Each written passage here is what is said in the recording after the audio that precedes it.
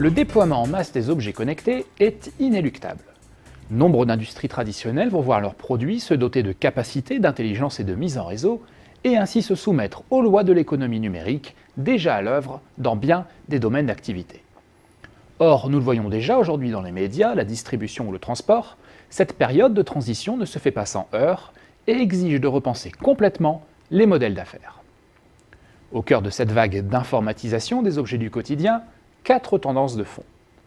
Tout d'abord, la miniaturisation des composants, notamment les capteurs, permettant aux objets d'appréhender leur environnement.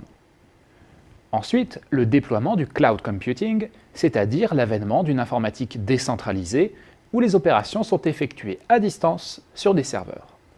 Ceci est notamment permis par l'ubiquité des réseaux mobiles pour des communications distantes de quelques mètres comme de milliers de kilomètres. Dernière tendance enfin, l'émergence de plateformes et de standards permettant à tout cet écosystème d'être à peu près interopérable. Ces tendances laissent présager un futur où les objets du quotidien seront augmentés, d'une façon ou d'une autre, par des capacités de mise en réseau et d'intelligence. Le changement de paradigme pour la création de valeur est brutal. Un produit intelligent révèle à son concepteur l'usage qui en est fait et dessine en creux les besoins qu'il satisfait ou non.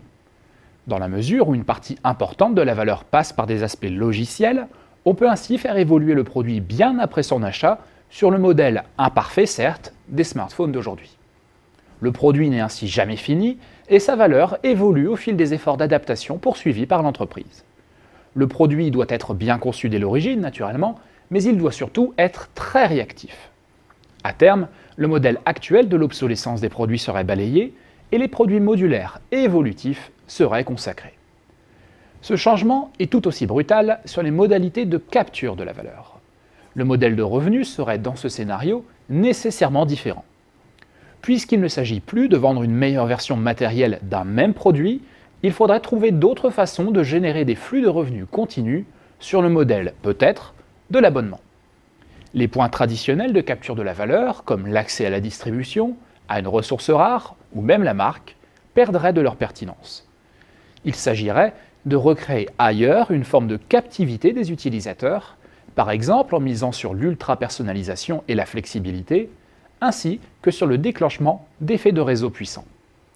L'entreprise performante ne serait alors plus forcément celle qui sait exploiter au mieux ses compétences et ses process, mais celle qui sait trouver où, comment et avec qui créer de la valeur et surtout du consentement à payer. Les obstacles à ce scénario restent toutefois légion. Déjà, il impliquerait théoriquement la constitution de plateformes, c'est-à-dire d'offres pour fédérer et structurer tous les services imaginables autour de ces produits.